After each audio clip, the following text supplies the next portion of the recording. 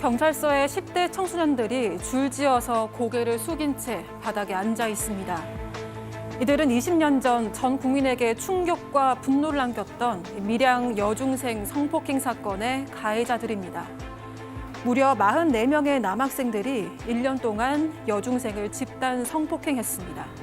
하지만 가해자들 대부분은 훈방 조치됐고 기소된 주범들조차도 청소년이라는 이유로 가벼운 처벌에 그쳤는데요. 그런데 최근 가해자들 중 한 명의 근황이 공개되면서 논란이 커지고 있습니다.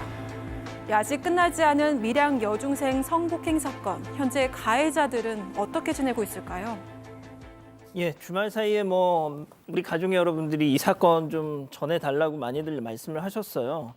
양 변호사님 그 배우 천우희 씨 주연했던 영화 한공주 보셨죠? 네네. 예, 그게 이 사건을 모티브로 해서 만든 영화지 않습니까? 다른 작품들도 만들어지고 그럴 만큼 그렇게 큰 사건이었죠. 2004년이었습니다. 조금 전에 들으신 것처럼 44명의 고등학생들이 1년 동안 여중생을 성폭행을 했어요. 피해자가 5명에 이르렀고요.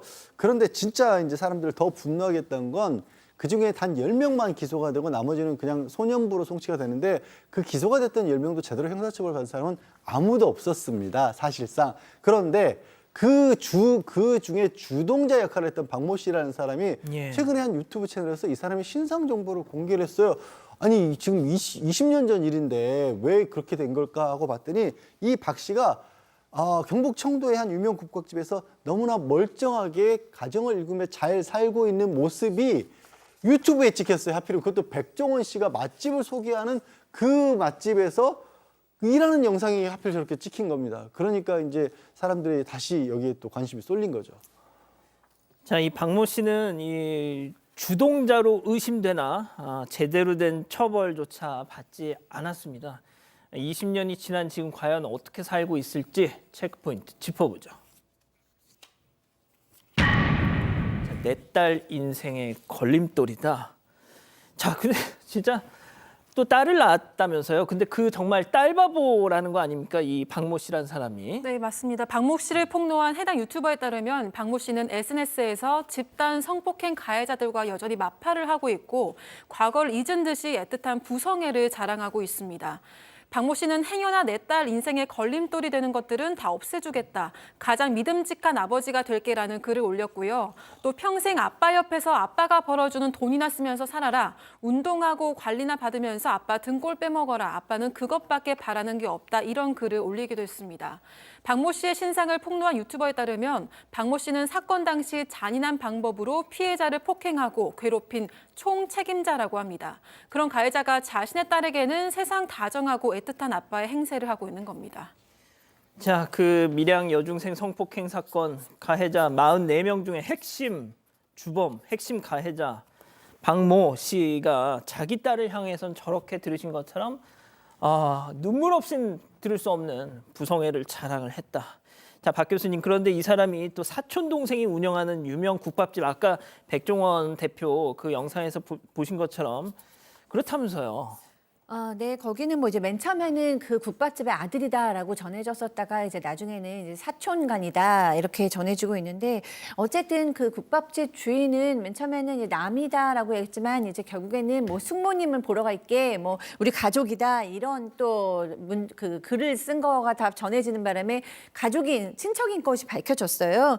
이제 지금은 이 성범죄를 저지른 걸 알면서도 결국에는 같이 일한 거 아니냐라는 비난을 받고 있는데요. 그 이번 일과는 또 다르게 이 국밥집이 불법 건축물이었다고 지금 또 전해지고 있어요. 그래서 이번 사건도 사건이지만 사실은 불법 건축물이기 때문에 오늘 가게 문을 닫은 채 확장 이전하느라고 잠시 휴업한다라는 안내문을 써놓고 지금 문을 닫고 아이고야. 휴업에 들어갔다고 합니다. 오늘 문을 닫았다고요? 네, 지금 문 닫고요. 지금 안내문 보면 네, 확장 이전합니다. 그러니까 뭐 이제 저희가 굉장히 맛집으로 그 소문이 나 있어서 손님이 많대요. 그래서 확장 이전을 하면 알려드리겠다라고 한다는데 정말로 확장 이전을 하는 건지 아니면 이 논란을 피하는 것인지는 잘 알 수가 없습니다. 예. 자, 그런데 박 변호사님, 예. 이번 밀양 여중생 이 사건이 재조명되면서 또 다른 논란의 대상. 그 바로 경찰입니다. 이 경찰이 왜 문제되냐면 그 범죄가 있었던 2004년 당시에 논란의 글을 SNS에 게재를 했는데요. 그 사람이 현직 경찰이었다는 거예요. 그 당시는 경찰이 아니에요. 그 당시는 고3이었고요. 자기가 글을 써요. 잘 해결됐나? 듣기로는 3명인가 빼고는 다 나왔다고 하더만 못생겼다. 뭐 X 이렇게 얘기하고 고생했다 아무튼 이렇게 글을 쓰면서 그 가해자는 옹호하면서 피해자를 비난한 건데 이 사람이 고3이다가 2010년도 돼가지고 경찰 시험에 또 합격을 합니다. 그래서 경남 지역에서 경찰로 근무를 하고 있고요. 그 이후에 이름도 한번 바꾸고 이 사람도 가정을 꾸려서 지금 살고 있는데 이 경찰 뭐 철 모르고 어릴 때 올린 글이니까 깊이 반성하고 사과드린다라고 하지만 누리꾼들은 어떻게 이런 사람이 경찰서에 있느냐라는 얘기를 하고 있습니다. 이게 이번뿐만이 아니라 몇 해 전에도 좀 논란이 됐었어서 그때도 뭐 사과문을 올리긴 했었어요, 이 양반이. 근데 아무튼 이게 또 다시 불거지면서 또 논란이 되고 있는 겁니다. 자, 근데 교수님 혹시 그거 보셨어요? 그 밀양 사건 그 가해자들 일부 부모들이 진짜 2차 가해 정말 이게 2004년이다 보니까 말이죠. 20년 전 사건이잖아요. 어떻게 네. 보면 지금의 어떤 정서랑은 또 그때는 좀 많이 다른 시절이긴 할 거 아닙니까? 네. 정말 요즘 저런 짓을 했다면 저 사람들은 정말 뼈도 못 추렸을 것 같은데 말이죠. 그러니까요. 저도 이 사건에 관심이 생겨서 알아보니까 정말 이 피해자가 받은 고통이 상상을 초월하더라고요. 그러니까 주 피해자는 한 명인데 그 아이가 말하자면 44명의 아이들에게 뭐 성폭행, 성추행 이런 거를 저거 당하고 보십시오, 저거. 그 이후에도 쟤네 이제 수그리고 있는 애들이 전부인데 그 이후에도 이제 2차 가해 경찰 조사에서도 받고 사실 이제 뭐 선고문도 전혀 이해가 되지 않고 그런데다가 이 가해자 부모들이 나중에 뭐라고 얘기를 했냐면요. 딸 자식을 잘 키워야지, 잘 키워서 이런 일이 없도록 해야지. 여자애들이 와서 꼬리를 치는데 거기에 안 넘어가는 남자애가 어딨냐? 뭐 이렇게 얘기를 하면서 억울하다. 뭐 사람들이 지금 입이 없어서 말 못하는 게 아니다라고 소리를 높였었다고 하는데 도대체 저는 무슨 말인지 우리나라가 20년 전에 이렇게 성범죄에 대해서 관대했나? 이런 생각이 들면서 자괴감이 느껴졌었어요. 어떻게 그럼 어떤 식으로 이 여자애가 와서 꼬리를 44명한테 어떤 식으로 꼬리를 쳤다는 건지 도저히 저는 이해가 안 되고 이때 그 피해자였던 그 중학생의 마음을 생각하면 참 두고두고 너무 마음이 아픈 사건입니다. 예. 이 피해자는 끝내 고등학교 졸업을 못했어요. 이 트라우마 때문에 말이죠. 이 후폭풍이 너무 컸던 이 자기 가족들에게도 버림을 받았다는 그런 좀 아픈 사연이 있더라고요. 뭐 그건 제가 잠시 후에 또 말씀드리겠습니다만.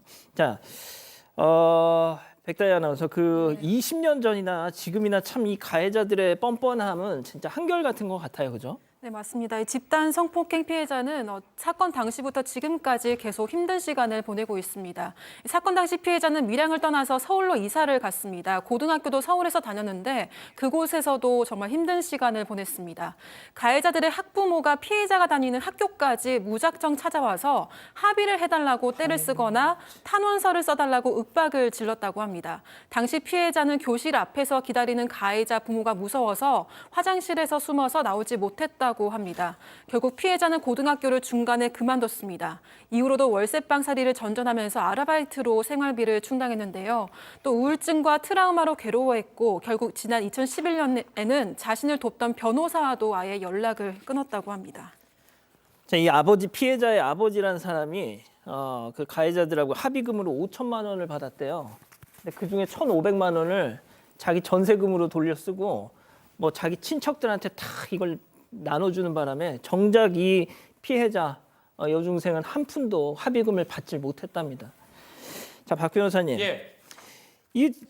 진짜 이게 그 지금 44명의 가해자 중에 한 명도 제대로 된 형사처벌을 그렇죠. 받지 못했다. 이게 요즘 같으면 가능할까요? 그래서 이 유튜버가 이 박모 씨 이후에 추가로 신상을 공개하겠다 유튜브를 통해서 얘기를 하는데 실제로는 이게 결국은 법이 그 역할을 못하니까 사적인 어떤 것을 통해서 지금 한다는 거거든요. 그게 뭐 유튜브든 매체든 될 수가 있는데 우리 드라마 중에 모범 뭐 하는 있습니다. 사적 제재를 했던 게 열광을 했던 이유 중에 하나가 법이 제대로 역할을 못하니까 다른 데서 하는 거고 지금도 마찬가지입니다. 법이 제대로 못하니까 내라도 공개를 해가지고 이 사람들 어떻게 좀 처벌 아닌 처벌해야 되겠다라는 생각이 이렇게 되는 것 같고요. 일단은 신상 공개를 못 하다 보니까 이렇게 하는 것 같아요. 앞으로 또 어떤 내용이 나올 수 있을지 뭐 유튜버 본인이 책임지고 공개하는 거니까요. 지켜봐야 될 것 같습니다.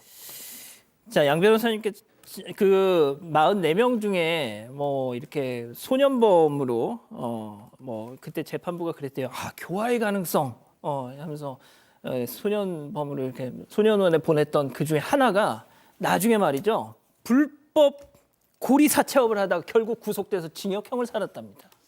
그러니까 이게 당시에도 사실 논란이 컸습니다. 그때는 지금보다 훨씬 어찌 보면 그런 감수성이라든가 법적인 부분에 있어서 취약했는데도 불구하고 그때에도 굉장히 여론이 뜨겁고 안 좋았었거든요. 결국에는 그때의 처벌이 제대로 안 되어졌기 때문에 모든 문제들이 되돌아보면요. 법이 제 기능을 못할 때 결국은 더 과한 형태로 돌아가게 돼 있습니다. 그거를 혹시라도 좀 앞으로는 이런 일이 반복되지 않으려면 그걸 잊지 말아야겠습니다. 지금 영상에 나오는 저 사람들 지금 우리 사회 곳곳 어딘가에서 지금 있을 거란 말이죠. 그중 한 명이 그 식당에서 일하던 게 이제 뭐 세상에 알려지게 된 것이고요.